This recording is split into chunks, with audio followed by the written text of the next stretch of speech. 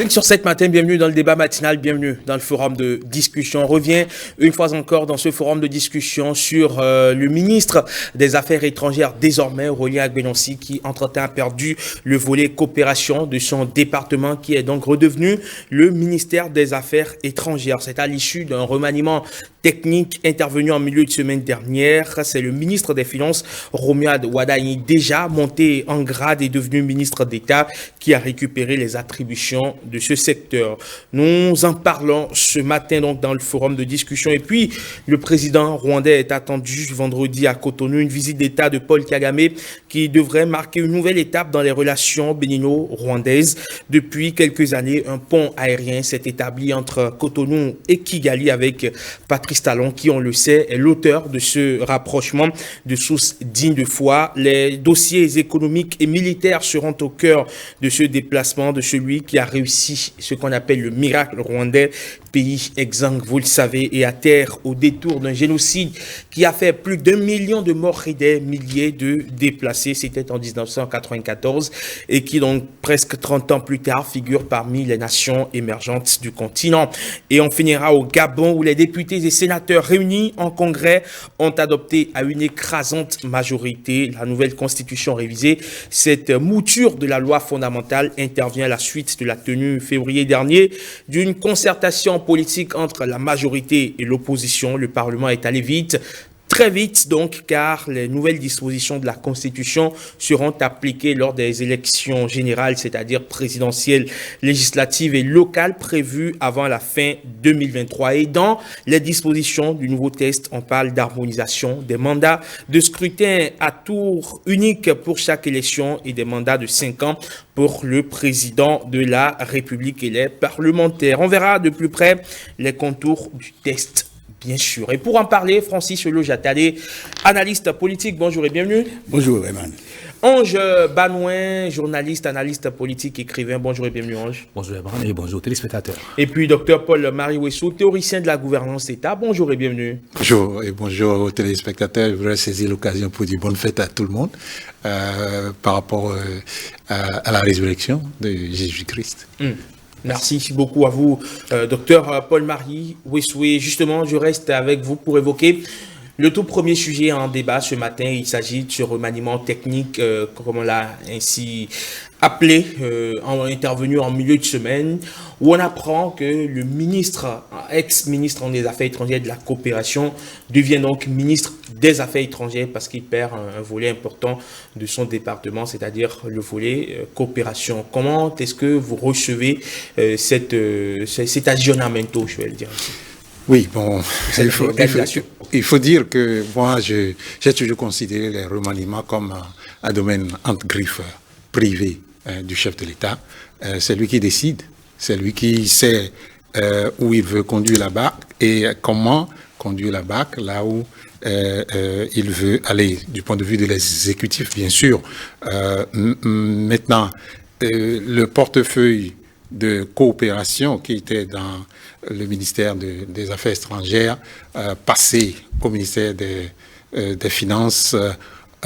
Quelle lecture faire de cela? Moi, je peux peut-être spéculer que c'est parce que la coopération implique beaucoup de finances, okay? Beaucoup de questions de finances, et peut-être pour aller vite, il faut mieux que ce soit le même ministre qui gère ce portefeuille en même temps que les finances pour permettre à ce que les décaissements et puis les investissements, pour que ça puisse aller un peu plus vite. Mais la question est de savoir pourquoi attendre jusqu'à seulement 2 ans, avant 2 ans et quelques mois, seulement avant la fin du mandat, pour faire ce remaniement, pour passer donc le portefeuille de l'un à l'autre. Moi, je n'en fais pas une lecture de quelqu'un qui a été déplumé au profit d'un autre ministère, mais je pense plutôt que il y a une question sérieuse de peut-être comment accélérer les processus d'investissement, et cela cela demande donc que le portefeuille de coopération soit dans la main du même ministre.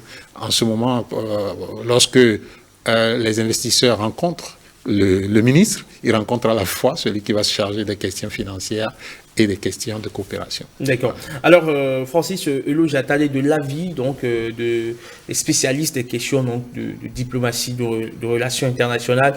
La coopération était quand même. On a reçu en première Alexandre Tossé-Gbako qui a quand même pondu quand même un ouvrage de près de 500 pages sur la coopération. Bien sûr, il estime qu'en termes de diplomatie, c'est le volet coopération qui pèse le plus. Et donc, enlever le volet coopération au ministre des Affaires étrangères, c'est presque... Je vais enlever le plus gros du dossier. Vous savez évidemment que la coopération, en fait, participe, aide au développement. Et vous savez que pour le développement de nos nations, surtout que le chef de l'État veut inscrire le Bénin dans la lignée des pays gagnants, des pays émergents, je crois qu'il a le souci de faire en sorte que le Bénin puisse capter la manne financière, les flux financiers internationaux qui s'offrent dans le cadre de la coopération. Et je crois évidemment que ce n'est pas une première. Vous savez évidemment qu'à l'entrée de 2021, le chef de l'État avait déjà amputé une partie du portefeuille du ministre Abdoulaye Biotchane, qui était transféré évidemment au ministre Wadaï. Et puis, je crois 2 ans après, aujourd'hui, on peut même être en droit de demander, pas le bilan, mais l'état en fait des lieux. Ce qu'ils appellent techniquement l'état de mise en œuvre du PAG de 2021-2026. Et c'est, je crois, à cette étape-là que le chef de l'État trouve qu'il faut faire un réajustement technique. Je ne fais pas de remaniement, en fait. Je m'explique. Vous savez évidemment que quand on l'histoire du Bénin, on constate que sous Kérékou, il y a eu un truc comme ça. Le ministre, je crois, Lazare Sekwito, était ministre de l'Industrie et du Commerce. Un de ces jours, le président Kérékou lui a dit, mais vous êtes ministre de quoi? Il dit de l'Industrie et du Commerce. Il dit, vous faites quoi là-bas? Il dit, ils vendent. Alors, vous vendez quoi? Le coton. Mais qui produit le coton? Il dit que c'est la Sonapra. La Sonapra est où? Au ministère de l'Agriculture. Mais écoutez, vous ne pouvez pas produire, transformer et vendre? Le ministre dit oui, d'accord. Il dit, mais alors, introduisez une communication en conseil des ministres et demandez que le portefeuille soit transféré à votre département. Je crois que le ministre secrétaire a trouvé la formule, il a pris des contacts pour l'avis technique du ministre Natar, en fait, personnel, qui n'est plus, du ministre, je crois, d'État de l'époque, le grand Baobab, Amoussou Bruno, mais par la suite, il a trouvé une formule ingénieuse pour ne pas faire aboutir vite, parce qu'il sait que Natar reste demain un frère du président Kérékou, et Kérékou était fâché. Alors, on n'a pas parlé ça de remaniement ministériel, c'est en fait un réajustement de portefeuille d'un département à un autre. Ça n'a pas prospéré en fait pour ce cas. Vous savez évidemment que même en 2021, dans le cas du PAG2, au niveau du ministère de la Santé, qui compte, je crois, 3 programmes budgétaires disposant de 23, je crois, indicateurs, mais il y a au moins 13 projets qui sont là logés. Mais il y a 2 projets qui ont été transférés au ministère des Affaires sociales. Mais on n'a pas parlé de remaniement ni de portefeuille. Donc ici, la coopération, c'est un portefeuille important, mais ça a été amputé au ministère des Affaires étrangères et en fait transféré au ministre Wadaï. Je crois évidemment qu'à l'opérationnel, on a vu le ministre Wadaï capter les flux financiers qui pourraient aider le Bénin à pouvoir conduire pacifiquement, harmonieusement et efficacement, en fait, le PAG 2021-2022. Et je crois que c'est le souci des besoins, en fait, c'est les besoins d'efficacité du résultat, peut-être, qui ont amené le chef de l'État, malgré qu'il ait dit, au détour de sa conférence de presse avec le président Bazoum, qu'il n'était pas prêt à aller à un remaniement parce que, en fait, il est satisfait des prestations de ses ministres. Il en est venu à amputer, en fait, un département aussi important que la coopération transférée à Wadaï. C'est pour faciliter, évidemment, la levée des fonds. Alors, il est dit que le volet financier n'est pas... voilà, la coopération n'est pas faite que de questions économiques. Mais écoutez, je vais vous dire quelque chose. Vous savez évidemment que l'aide au développement ne fait pas le développement. Ce sont les investissements directs étrangers, en fait, qui permettent de faire le développement. Or, dans le cas de la coopération, il est plus facile pour un ministre des Finances de procéder, dans le cas des négociations, à la levée des fonds et capter cette manne financière pour aider au financement des grands projets de l'État.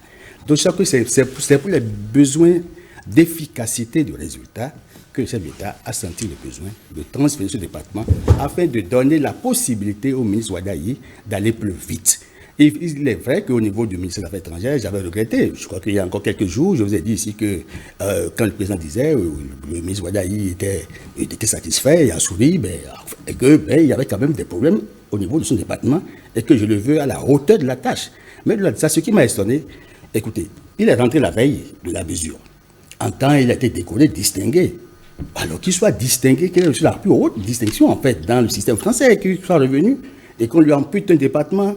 Bon, écoutez, qu'on le veuille ou non, il y a quelque chose, je ne veux pas le qualifier, je vous laisse qualifier, je vous laisse la paternité de ce mot, mais je me dis en fait, parce qu'en fait, les diplomates, c'est un diplomate, et ils savent qu'ils ont l'obligation de réserve. Bon, le président Talon n'a peut-être pas le discours trop diplomatique, il est direct quand il parle, et c'est un homme pragmatique, il est un peu comme les Américains, il faut le comprendre comme ça. Il a besoin des résultats, et quand il n'a pas, il a des curseurs, des indicateurs qui lui permettent d'agir. D'accord. Allez, Ange Banouin, il y a une certaine opinion qui parle de sanctions pour Aurélien Agbenonssi. Est-ce que c'est votre avis? Merci, Yaman. Vous faites si bien de poser cette question, dans la mesure où c'est, comme on dit, c'est la face visible de l'iceberg. C'est la première impression que cela pourrait donner dans l'opinion. Si, dans une certaine mesure, il y avait une certaine également intelligentsia dans ce réajustement de portefeuille, peut-être en faisant de ce ministre dont on a amputé ce pan si important de son département, si peut-être qu'on l'avait gratifié peut-être d'autres attributs, que cela aurait pu dans une certaine mesure endiguer cette appréhension au sein de l'opinion. Mais lorsqu'on est dans le cœur de l'action et du jeu du pouvoir, on ne peut pas analyser un tel acte ou bien une telle décision, un tel réajustement à moins de 3 ans de la fin d'un quinquennat et sans tenir compte du contexte. Nous sommes dans quel contexte? Nous sommes dans un contexte éminemment, je ne dirais pas de continuité du pouvoir dans une certaine mesure. Parce que lorsque vous restez dans la perspective d'un gouvernement qui a conquéri, qui est en train de gérer et qui a en projecteur la continuité du pouvoir, c'est qu'il y a plusieurs jeux, il y a plusieurs aspects. Et ce nouveau réajustement ministériel pourrait s'analyser à minima sous 3 angles. Le premier aspect qui est souvent évoqué, moi je l'appelle cela comme, je prends cela comme le premier aspect de désaveu que certains auraient pu constater. Cela n'est pas pour moi un aspect, c'est juste la première appréhension que le citoyen lambda peut avoir. Mais le premier élément à mon niveau, c'est peut-être la question de dynamique économique.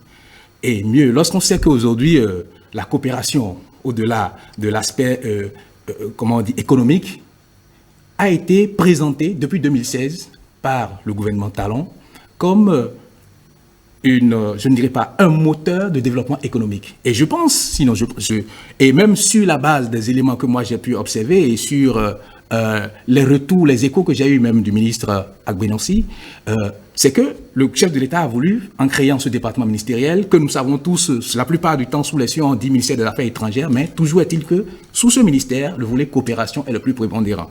Alors, dès l'avènement du régime, en 2016, le ministre Agbenonssi l'a annoncé que le chef de l'État a voulu faire de ce ministère un moteur de développement économique. Et pendant 7 ans, quelqu'un qui y a travaillé, et je ne pense pas qu'il soit maintenu pendant 7 ans si véritablement cela s'enrhumait. Si peut-être c'était au niveau des affaires étrangères qu'il avait été en griffe, je ne dirais pas amputé, j'aurais pu trouver cela peut-être répondre dans l'écho de certains qui pensent que peut-être aujourd'hui, même le ministre Arif Aribako, lors d'une dernière sortie, il y a de cela quelques jours, au cours d'un lancement, a évoqué la question, par exemple, de la cartographie diplomatique du Bénin. Et là, on pourrait se dire que certainement que là, il y a grincement. Mais tant que ce n'est pas à ce volet, de ce côté-là, j'imagine, sinon, je suis sûr que la mission qui a été assignée à Agbenonssi est véritablement mise en œuvre telle que souhaitée. Alors, si on part du volet de redynamisation économique pour confier un tel portefeuille majeur à un ministre qui gère le volet économique, cela peut s'entendre sous une autre forme. La seconde forme, c'est quoi? C'est que dans une volonté peut-être, je ne dirais pas d'assainissement économique, parce que vous savez, les accords de coopération économique surtout font appel à des voyages, à des balais diplomatiques. Alors, si au lieu de déplacer 2 ministres pour aller pour des accords, des partenariats intéressants, parce que tout récemment, on a vu le 22 mars dernier, le ministre Ouadaï a été en Chine pour signer un accord avec une banque chinoise sur l'investissement sur le volet agricole, même et également le numérique. Donc, si on s'imagine que un tel portefeuille pluridimensionnel qui couvre pratiquement tous les secteurs, parce que les domaines de la coopération sont énormes. Presque tous les ministères se retrouvent dans la coopération. Je ne ferai pas de la digression lorsque je dirais que tout récemment, en faisant un travail sur la coopération entre la Chine et le Bénin, dans le secteur de l'éducation seulement, si vous voyez ce qu'il y a comme pan, aspect de coopération, vous n'allez pas vous en rendre compte. Et là, ce n'est qu'un aspect du ministère, de ce ministère-là, qui n'est que celui de l'enseignement secondaire, simplement. Et etc. Aujourd'hui, lorsqu'on parle, par exemple, du volet sécuritaire, il y a pas mal d'aspects sur la coopération militaire. J'ai eu à suivre, même sur l'OETB le week-end dernier, une descente du ministre Agbenossi à Ouida, au niveau du centre de formation en déminage. Et c'est véritablement un pan de la coopération où il n'y avait pas que le Bénin, il y avait le Japon, il y avait également... comme on l'appelle, la Belgique et également la France. Donc, le volet de la coopération, ce volet-là est assez, je ne dirais pas... C'est assez large. C'est assez large. Et c'est transversal. Voilà. Maintenant, lorsqu'on prend le volet économie, pour en faire un véritable moteur, pour pouvoir confier ce volet à un ministre des Affaires, un ministre de l'économie, en dehors de l'aspect, je ne dirais pas réajustement, et assainissement économique, c'est que cela pourrait sous-entendre ce qui peut être subtil, diffus et pourquoi pas même stratégique. Stratégique dans la mesure où nous sommes à quelques mois, je dirais à quelques années de la fin d'un régime, et cela pourrait être la mise en scène d'un pignon majeur. Dans la mesure où, forcément, lorsque vous êtes dans le cœur de la coopération, vous revenez, vous êtes un acteur majeur au cœur de l'opinion, vous êtes un acteur majeur qui diffuse ses idées, et vous êtes un acteur majeur autour duquel se greffent certains acteurs. Seriez-vous en train de dire qu'on est en train de confier les clés du camion à quelqu'un? Je suis en train de percevoir à travers cette nomination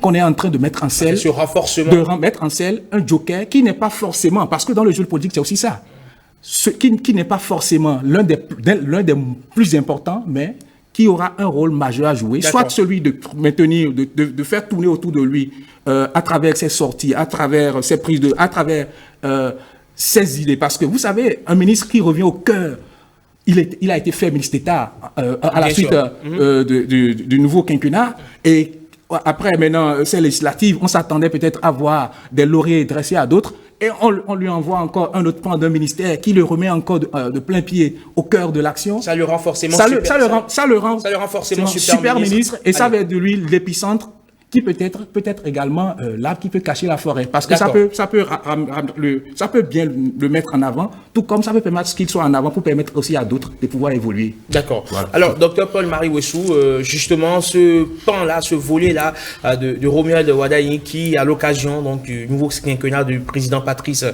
Talon, s'est vu renforcé d'ailleurs en devenant ministre d'État. Francis Olo-Jattadé l'a rappelé tout à l'heure, il a reçu aussi les attributions donc, du ministère du ministère du plan et du développement, c'est alors le ministère de la coordination de l'action gouvernementale. Il reçoit encore les attributions, une partie des attributions du ministère des Affaires étrangères, donc le volet coopération qui vient encore se greffer à son portefeuille. Est-ce que ça ne fait pas beaucoup finalement pour lui tout seul? Oui, bon, moi, je voudrais dire, oui, ça peut paraître beaucoup, ça peut paraître beaucoup, mais si tout ça s'articule pour lui permettre de faire un travail de pilotage sans se fatiguer, moi je crois que ça ne pose pas un problème. Mais moi je veux pas aller dans ce sens-là. Ce n'est pas parce qu'on a fait du ministre Wardani un super ministre qui va devenir président de la République, parce que c'est les électeurs qui décident. Hein. Ce n'est pas, vous savez. Peut-être est en train de le préparer, dit-il, enfin selon l'avis de Ange. Oui, mais ceux qui décident que vous soyez président de la République sont les électeurs. Rappelez-vous, on a fait il a dit le baobab à Moussou, dans ce pays, ministre du plan, de développement, ministre de presque un peu gros, mais il n'est pas devenu président de la République. Donc moi, je ne pense pas que la nomination chargé ou surchargé un ministre de portefeuille fera de lui président de la République ou bien quelqu'un capable de faire quoi que ce soit. C'est les électeurs qui décident et les électeurs n'ont pas souvent lu dans cela votre capacité à devenir ministre. C'est l'activité politique plutôt qui vous positionne et qui fait de vous la personne capable recueillir le vote des citoyens. Et ce qu'il est important, pour moi, de dire par rapport à ces remaniements et par rapport au ministère, c'est que, vous voyez, moi je crois que nous devons en venir à fixer les ministères. Il faut les fixer dans le marbre désormais et décider que on ne doit pas, normalement, on ne doit plus nommer en dehors d'un certain nombre de ministères, qu'on ne doit plus créer des ministères, qu'on ne doit plus remanier des ministères n'importe quand ou n'importe comment. Parce que vous voyez, par exemple... Est-ce que les ministères ne sont-ils pas créés en fonction des enjeux du développement? Non, ben écoutez, les États-Unis ont 16 ministères et c'est créé depuis les années 200 ans. Mais il y a des départements d'État. Oui, il y a des départements au sein des ministères. Oui, bien sûr. Il y a des secrétariats d'État. Mais ça ne dépasse pas 16. Le nombre de ministres, ça ne dépasse pas 16. Mais lorsque vous prenez, si vous permettez, Dr Paul-Marie Ouessou, lorsque vous prenez par exemple le modèle sur lequel un nombre de pays francophones sont calqués, qui est le modèle français, les ministères sont créés en fonction des enjeux de développement. Et au détour d'ailleurs de la crise sanitaire de la Covid-19, on a même imaginé pourquoi pas créer un ministère en France chargé du redressement économique à l'issue donc de la crise sanitaire. Donc il y a un enjeu de développement précis auquel il faut faire face. Donc on crée un ministère adéquat. Je suis désolé, mais nous ne devons pas continuer de faire une délégation de pouvoir de pensée à la France. La France n'est pas un modèle. Pour moi, ça peut être modèle pour tout le monde, mais pour moi, la France n'est pas un modèle. Mais il y a quand même il y a un poids historique qui lie le continent le africain poids historique, à la France. voyez-vous, votre histoire vient de vos parents. Ok, mais si vous devez regarder le poids de votre histoire venant de vos parents, vous n'allez pas porter la veste, la cravate et tout ça là. Vous comprenez? Il faut qu'à un moment donné, toute nation devienne créative, constructive et inventive.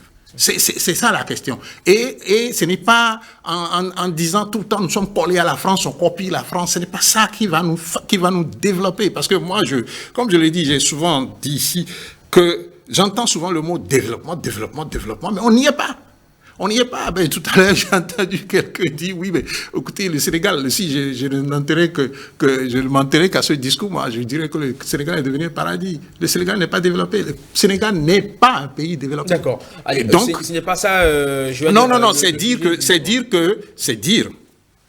pour faire court, que nous devons en revenir à fixer les ministères, une fois pour de bon, et à nous concentrer sur des choses qui nous permettent d'aller de l'avant et de développer. Alors, Francis Elojatade, analysons un peu, d'accord, le mouvement de ces derniers jours, de ces dernières semaines, de ces derniers mois.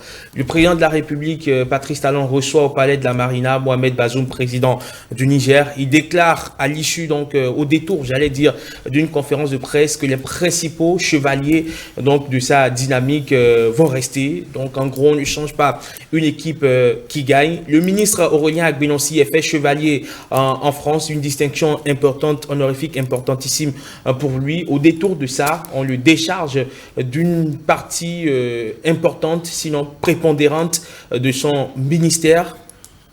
Entre entre les quelques jours ou les quelques semaines qui ont suivi la déclaration du président Patrice Talon, qu'est-ce qui a pu bien se passer? Non, je vais faire constater de façon basique que, il n'y a pas eu d'entrée, il n'y a pas eu de sortie. 2, il n'y a pas eu de nouveau ministère créé. Et on peut se réjouir déjà de ce que le chef d'État est resté dans la même dynamique.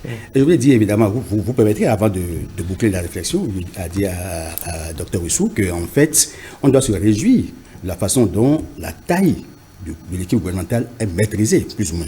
Puisque nous en sommes, je crois, à 22 ou 23 ministres. Alors qu'on est passé en 2006 à 26 ministres, puis en 2008, on est allé à 30 ministres. Alors, 30 ministères, vous tous pour ce pays. Les archives sont là pour interroger. Maintenant, et entre autres, nous on avait dit qu'il faut faire en sorte qu'on puisse maîtriser la taille et qu'on évite les doublons dans les ministères. Aujourd'hui, on peut se réjouir qu'il n'y a pas de doublons.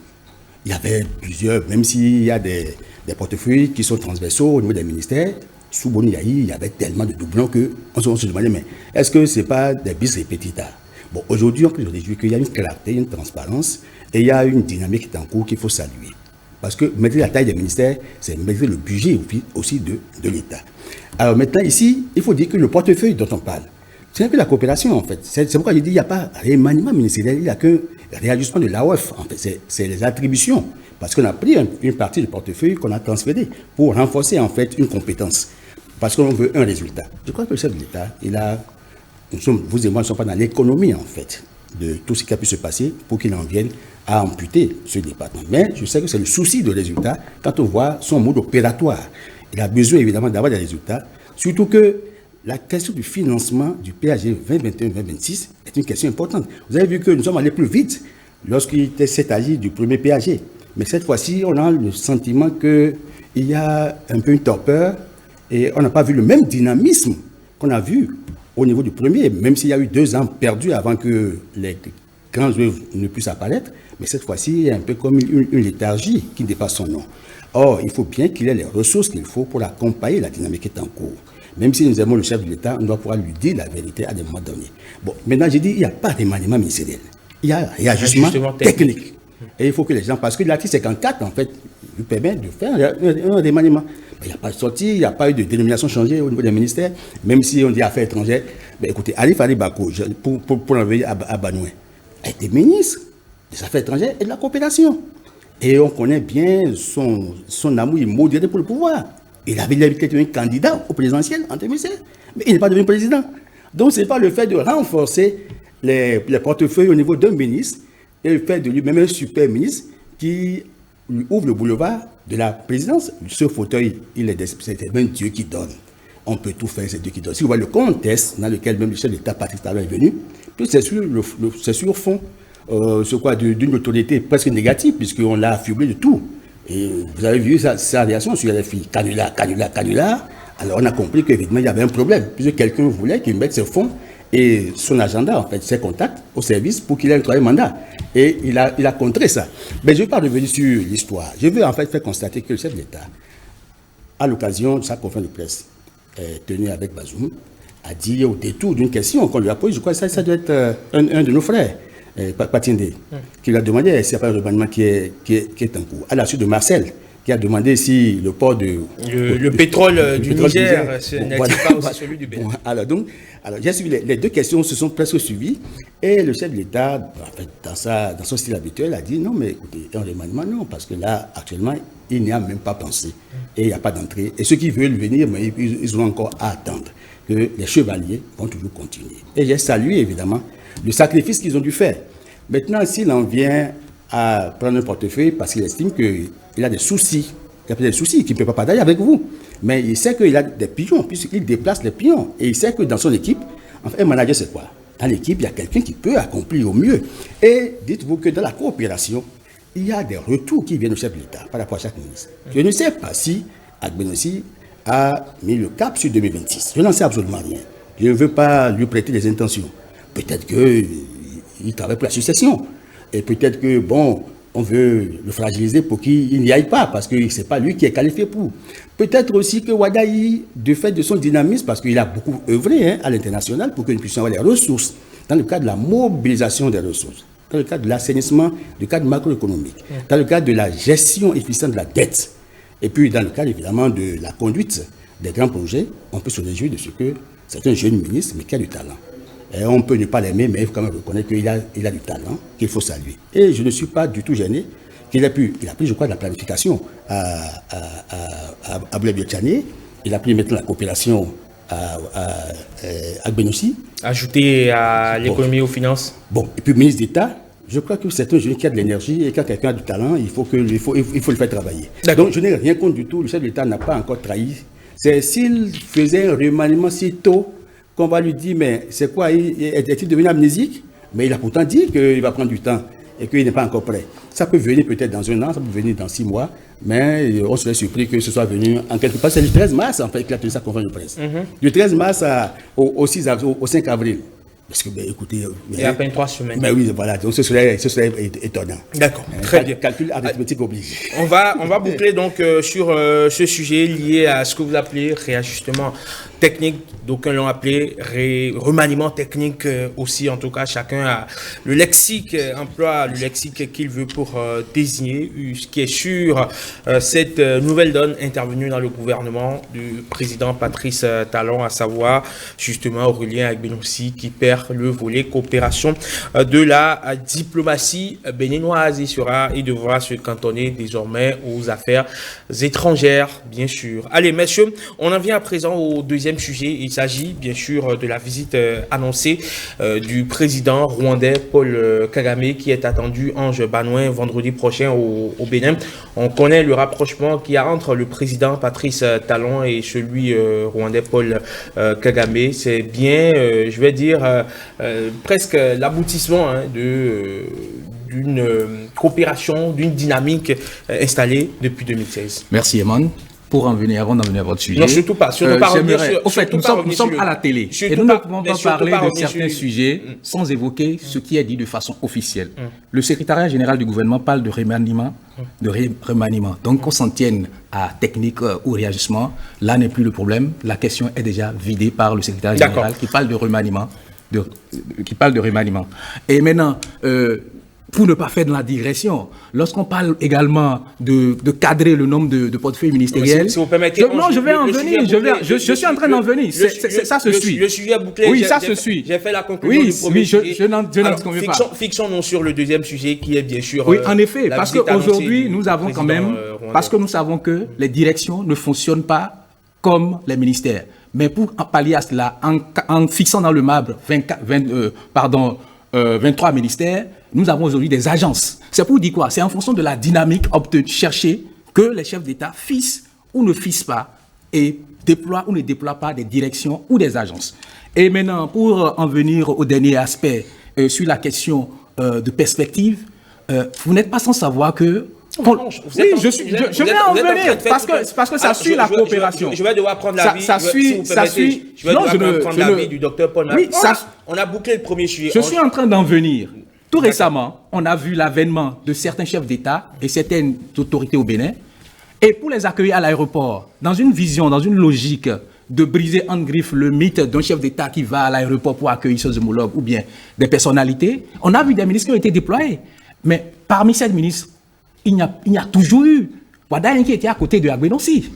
C'est pour vous dire quoi? Tout ce que nous disons là, c'est transversal. Et ça se suit. Dans la logique où, bientôt, nous avons Kagame qui sera là. Et ne soyez pas surpris de voir quelqu'un qui porte le portefeuille de la coopération ne pas être à l'aéroport pour l'accueillir.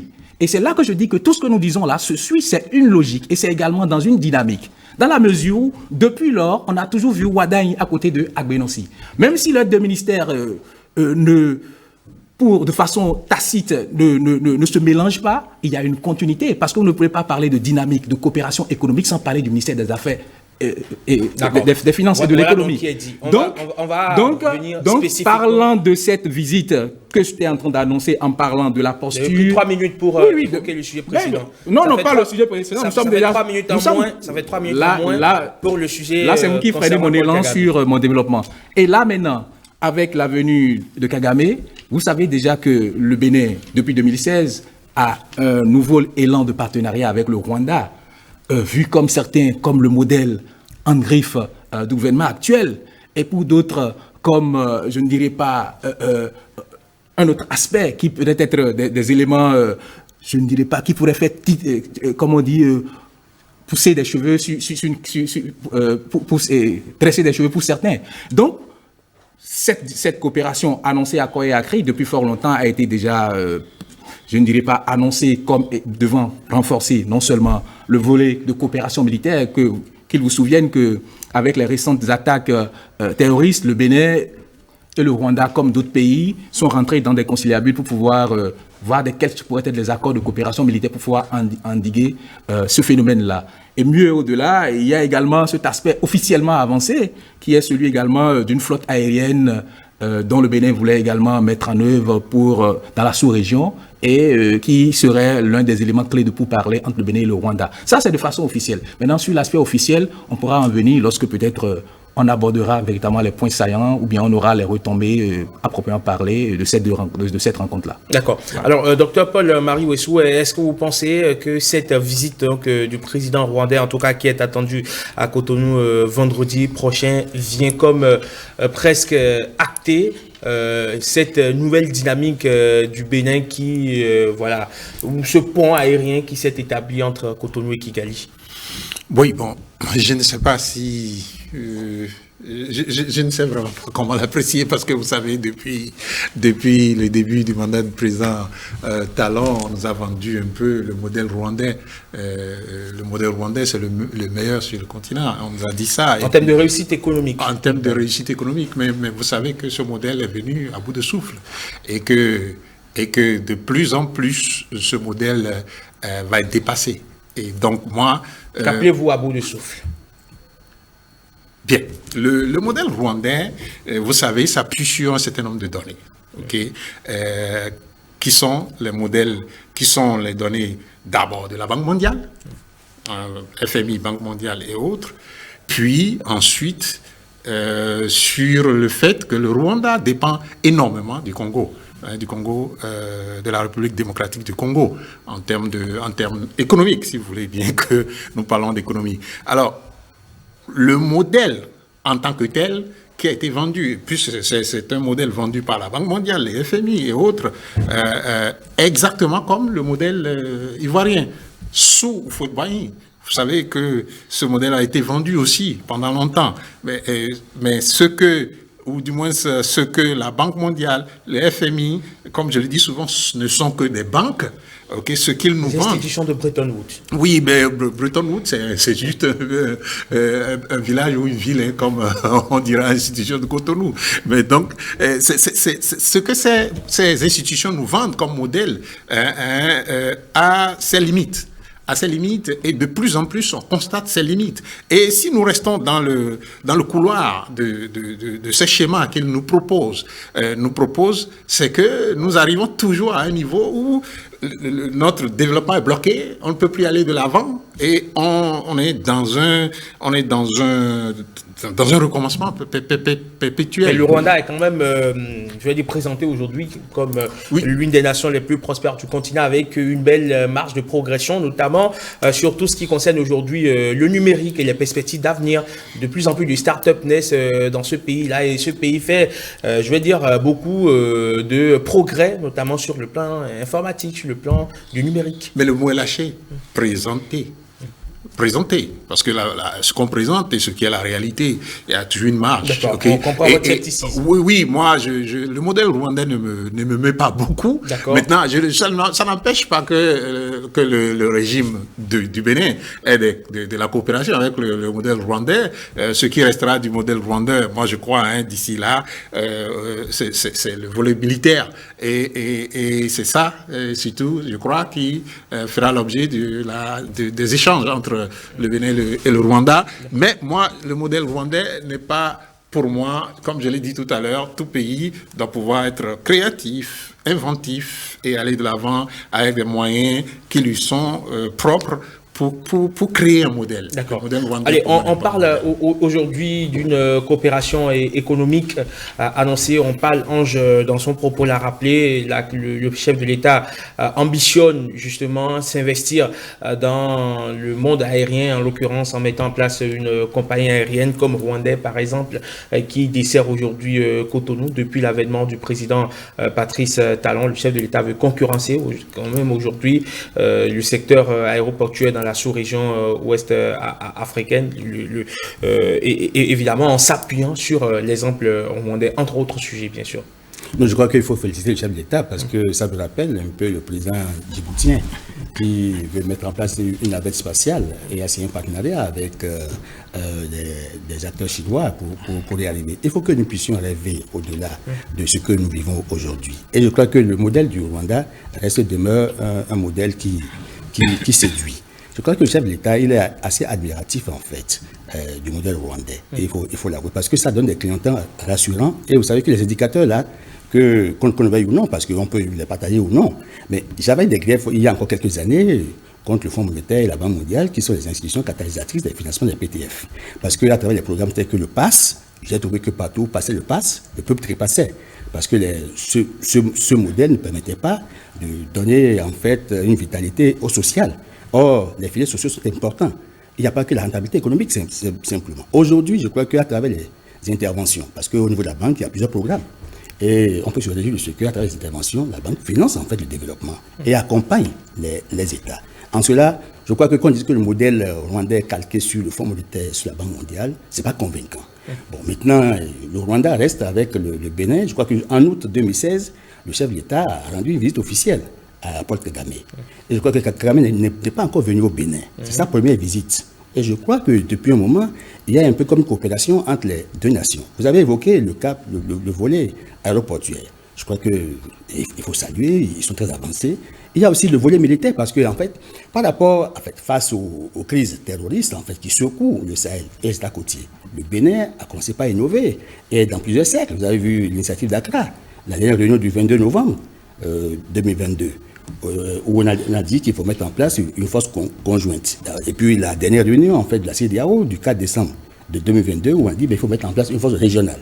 Mais parallèlement à ces deux initiatives, en fait, le chef d'État béninois a négocié avec le Rwanda pour avoir de la logistique. En fait, je sais que sur les volets, ils ne sont pas entendus. Je ne sais pas s'il y aura déploiement de soldats rwandais. Je crois que pour ce que j'ai entendu du porte-parole du gouvernement, il n'est pas question qu'il y ait déploiement de soldats rwandais. Vous savez que Kagame vient pratiquement à quelques mois de la nomination de deux ressortissants rwandais. Il y a le DG de l'ANIP et puis le DG de l'ANAT. Donc ça veut dire qu'il y a quand même une dynamique qui est en cours entre le Bénin et le Rwanda.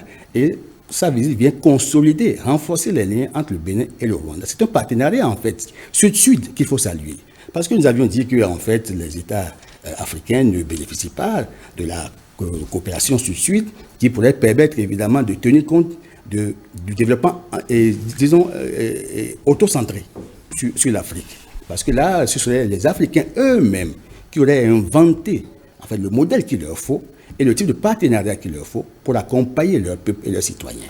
Et je crois que dans cette dynamique, ils vont identifier les axes sur lesquels il faut intervenir. Et un des axes importants, c'est l'axe sécuritaire.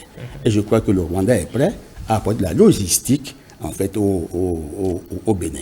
Bon, à part ça, je crois que le modèle rwandais, je t'avais dit que le Rwanda n'est pas un truc à vendre. Écoutez, même si c'est à la faveur de la crise de 1994, le génocide dont vous parlez, que le Rwanda en est venu à la situation où on note une parité au niveau du Parlement. 50% hommes, 50% femmes, et que même au niveau des ministères, regardez la taille du gouvernement au Rwanda. C'est des modèles en fait à copier.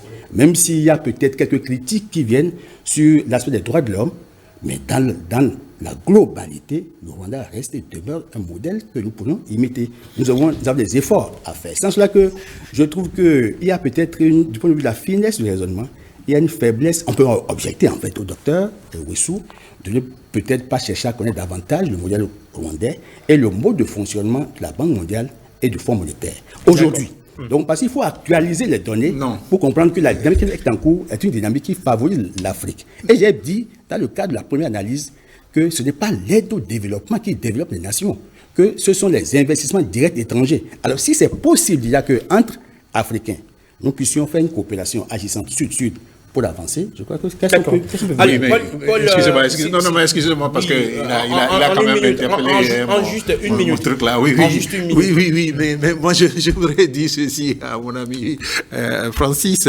Écoutez, donne-moi un seul exemple de pays qui s'appuie foncièrement sur la Banque mondiale et qui est développé. Un seul exemple. Non, mais la grosse question, c'est qu'est-ce que vous appelez France et fonds, c'est pas seulement Banque mondiale, c'est Banque mondiale et FMI. Parce qu'en fait, écoutez... Non, j'ai juste un exemple. La réalité, elle est celle-ci. D'abord, qu'est-ce que ça s'appelle développement? On va s'écouter ici. Oui, la réalité, elle est celle-ci.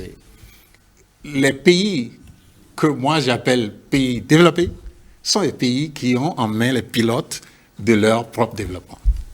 Et si vous regardez les pays asiatiques, les pays qu'on appelait dragons d'Asie, les pays qu'on appelait tigres d'Asie, vous verrez qu'ils ont créé des modèles conformes à leurs propres aspirations.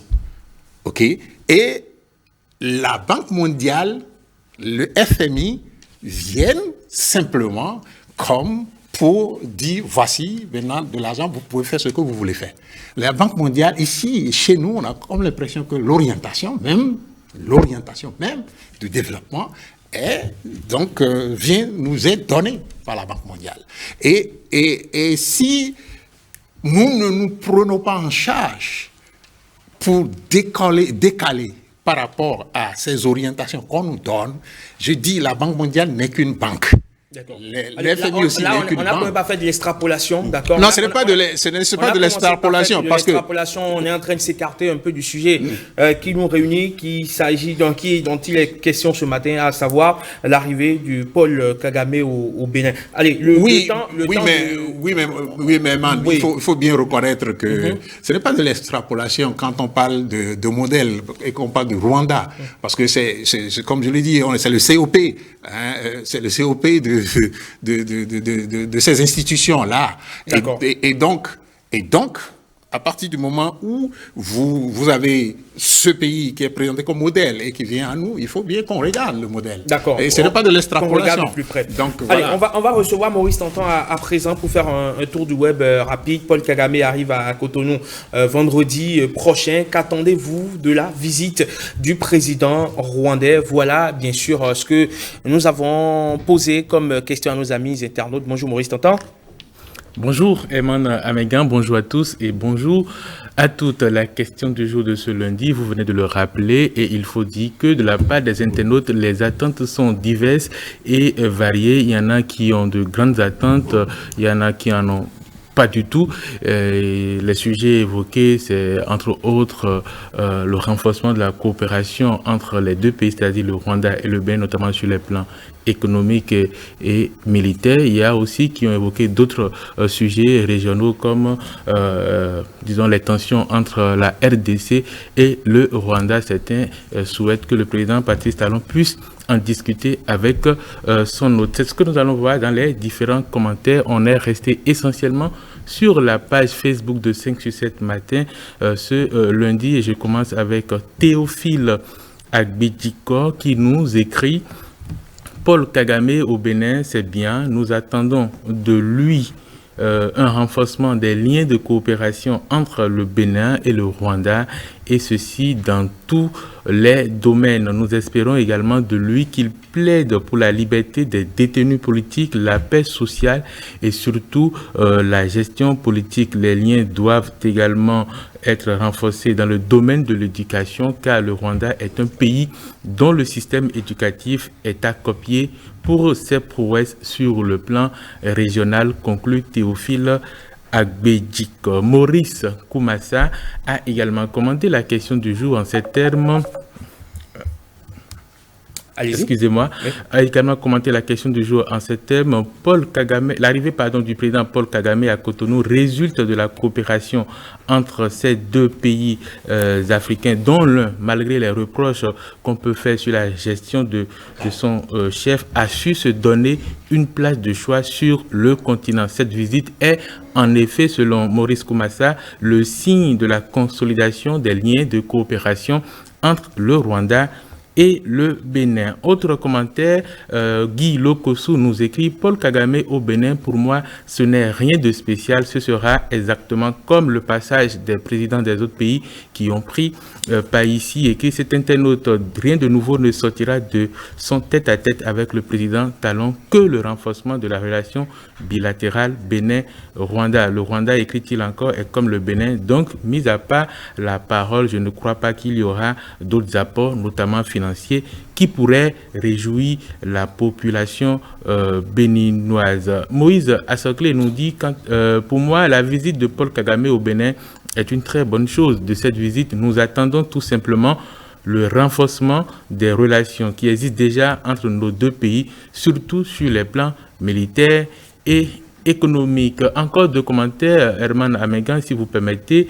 Baké Bio nous dit: nous ne pouvons attendre que le meilleur sorte de l'entretien du président rwandais avec notre président Patrice Talon. Nos attentes sont particulières, notamment en ce qui concerne les volets sociaux et économiques. En attendant, nous lui souhaitons la bienvenue au Bénin. On va terminer avec le commentaire de Mahmoudou Salami qui nous écrit « Nous voulons que le président Talon lui demande de ramener la balle à terre avec la République démocratique du Congo car nous voulons la paix en Afrique et que sa présence apporte un plus à notre développement socio-économique par le biais du renforcement des échanges entre les deux pays dans le cadre d'une coopération Sud-Sud. » Voilà en substance ce que les internautes ont dit de la question du jour de ce lundi dans la perspective de la visite du chef d'État rwandais au Bénin vendredi prochain. Merci mon grand Maurice Tantan, au plaisir de nous retrouver demain par ici, pourquoi pas pour évoquer un sujet lié à l'environnement, certainement. À demain. À demain. Et bon lundi de Pâques. Merci, bonne fête à vous également. Et de votre famille aussi.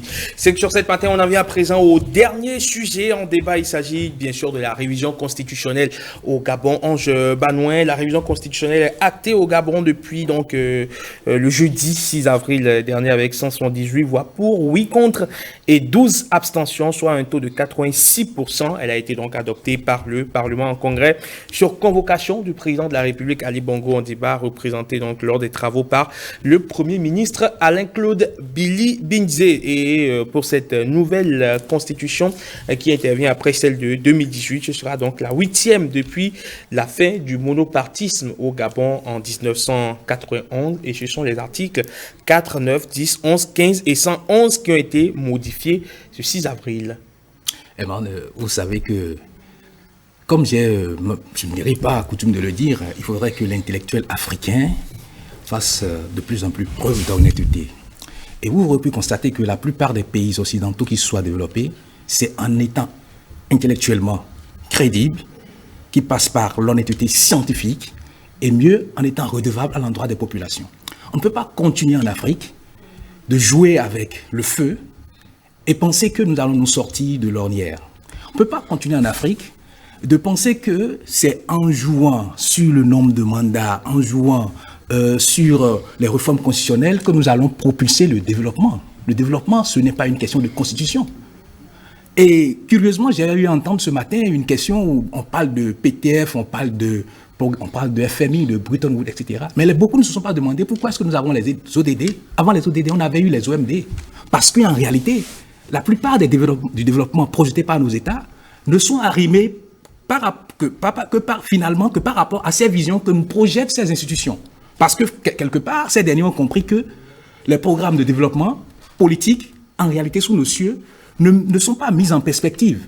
Et vous aurez pu constater que, par décennie, il y a des programmes que les Nations Unies projettent pour pouvoir permettre à ce que les pays dits en voie de développement ou sous-développés puissent véritablement arrimer leur développement. Pourquoi est-ce que nous n'inventons pas notre vision du monde, notre ODD, notre OMD, pourquoi pas trouver un autre thème pour notre développement?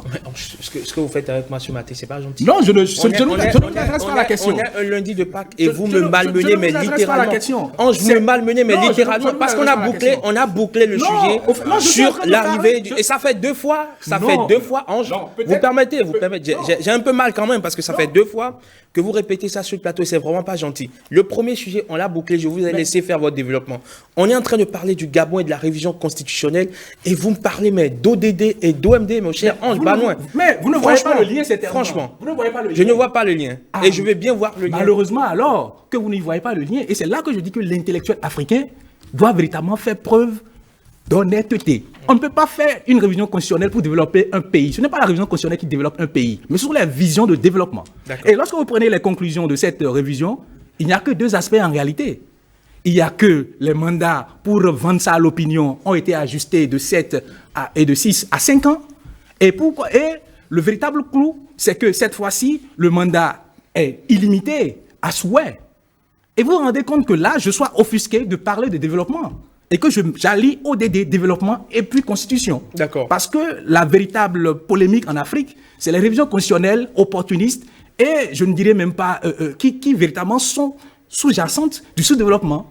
Parce que nous aurons des États où nous avons des programmes, nous n'avons pas besoin d'avoir un messie à la tête de nos États. On a juste besoin d'avoir quelqu'un. La Chine dont les gens parlent, qui n'est pas forcément un modèle sur tous les plans, pourquoi est-ce que depuis Mao, il y a toujours des successions là? Parce qu'il y a un programme, il y a une vision. Et dans mon ouvrage, je suis malheureusement tenu d'en parler. J'ai parlé de la vision décennale de développement, où Chaque État fixe en une décennie ses objectifs et ses visions. Vous pouvez être X, Y ou Z, vous venez, vous avez cette vision que vous menez pour que votre pays puisse sortir du sous-développement.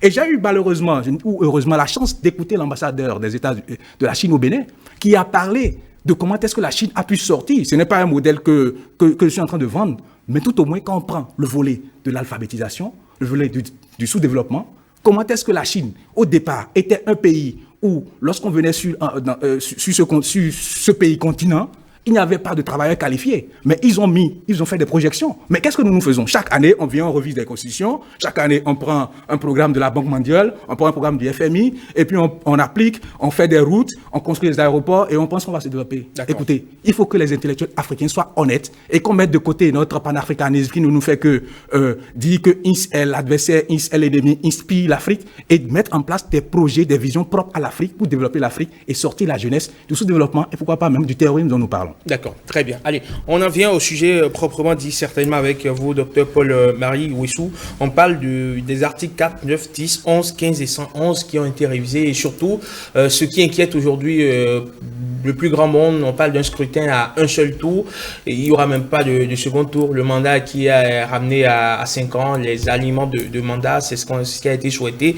Quel est votre commentaire à ce sujet? Oui, excusez-moi, une petite digression. Hein. J'espère que vous êtes réconcilié avec je ne me suis pas fâché. Je ne suis pas fâché du tout. Vous êtes de bons amis, je le sais. J'étais un aficionado de 5 sur 7 matin et puis voilà, il nous apporte sa contribution au débat. Chaque lundi matin, on sera donc... Oui, bon, en fait, ce que Ange disait, et je suis d'accord avec lui, c'est qu'il faut qu'on cesse d'amuser la galerie. Parce que cette révision, vous voyez, lorsqu'on était, le Bénin, il faut le rappeler, hein, a été le premier pays à faire la conférence nationale. C'est le Bénin qui a donné le ton. Je vais là donner de la fierté à mon ami Francis.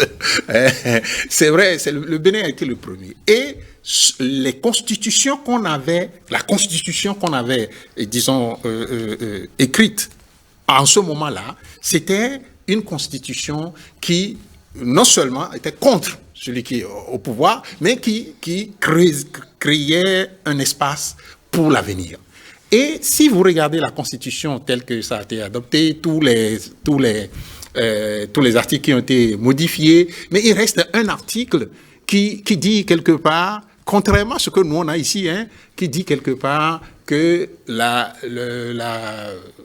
rempiler à un mandat est à volonté. À volonté. Et ça change tout. À volo.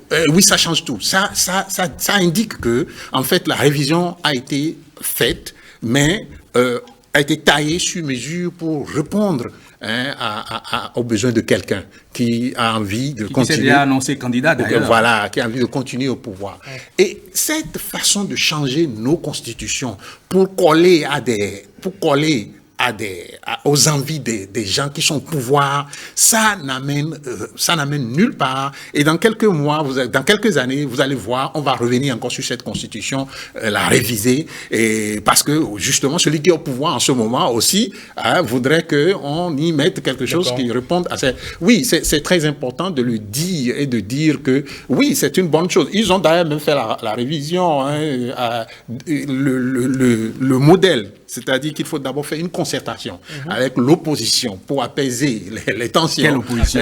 Voilà. Donc, ils ont fait quand même une bonne démarche, mais au finish, la révision qu'on a est collée à un individu. Vous pensez que c'est une révision taillée sur mesure, vous aussi? Non, nous sommes en démocratie, vous savez que c'est l'opinion majoritaire qui exprime la volonté du peuple.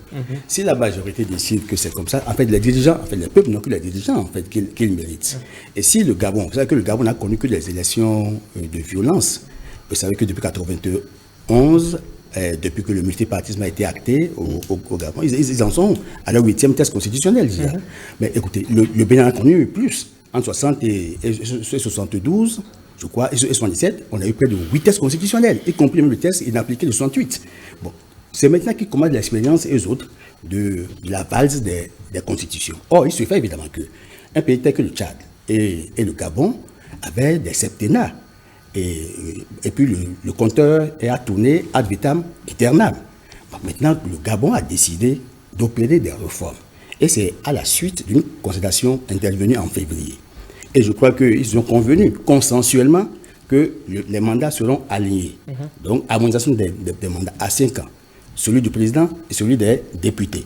Bon, maintenant, ils ont dit aussi qu'en temps, il faut voir comment même le Conseil économique et social et environnemental. Ils ont le mot de désignation. En fait, ils ont revu beaucoup de choses. Mais c'est comment faire gagner au Gabon des élections pacifiques qui a été la préoccupation. Parce que bientôt, d'ici la fin de l'année, ils vont aller aux élections générales chez eux. Maintenant, c'est le mandat. Ils sont revenus à 5 ans, un peu comme le Sénégal l'a fait. Le Sénégal, je crois, en 2012, avait un septennat, et puis en 2016, ils sont allés à un quinquennat. Maintenant, le Gabon a fait l'option du quinquennat, mais quinquennat avec la possibilité de renouveler... Un tour, mais à renouveler ad vitam. Donc, si vous dépasse d'une voix, je suis élu président. Non, mais écoutez, ad vitam, les peuples nous sommes des intellectuels, il faut qu'on arrête avec ça. Les peuples ont leur réalité, et j'ai été navré de suivre maintenant Banoué qui a dit que nous n'avions pas des objectifs de développement à long terme. Non, il y a le NEPAD, pour ça vous savez. Et il y a même le mécanisme africain de relations par les pairs. Le NEPAD, c'est africain, c'est pas pour le Bénin. Non, attendez, il y a l'OIA, horizon 2063. Il y a les perspectives à l'AFIA 2025. Et le Bénin a plus d'indicateurs. Allez lire la prospective. Moi, j'ai travaillé sur la perspective. J'ai fait de la prospective. Mais écoutez, moi, j'ai fait de la prospective. J'ai toujours échangé avec le professeur Tingbe Azalou, qui est... Je l'ai eu comme professeur d'université. Mais là, j'ai fait de la prospective. Je pense que ce débat, on va le faire. On va conclure sur le sujet du Gabon. Oui, permettez-moi. C'est que j'ai été heureux que le Gabon ait pu réussir consensuellement à aller à l'adoption de la loi fondamentale. En fait, c'est le fondement normatif, c'est la base juridique, en fait. Si le peuple s'entend, parce que c'est le peuple qui est rassemblé là, c'est-à-dire opposants, minoritaires et mouvanciers majoritaires, se sont vus dans un conclave et ont opté pour une révision avec une définition du mot de passation du pouvoir, avec la possibilité à Ali Bongo de renouveler son mandat ad vitam aeternam. C'est le choix du Gabon. C'est peut-être pas le choix du Bénin. Et je crois que les démocraties gagnent en maturité avec l'expérience. D'accord. Très bien. On va suivre cette situation de très près au Gabon et on viendra évidemment au pays en temps utile. Merci à vous, Francis Selou-Yakali, analyste politique. Merci, Dr Paul-Marie Oussou, théoricien de la gouvernance d'État. Merci également à Ange Banoué. C'est vrai que ça a été un peu chaud aujourd'hui. Il y a eu des frissons, il y a eu quelques envolées, mais bon, voilà, c'est toujours dans la bonne humeur et la convivialité.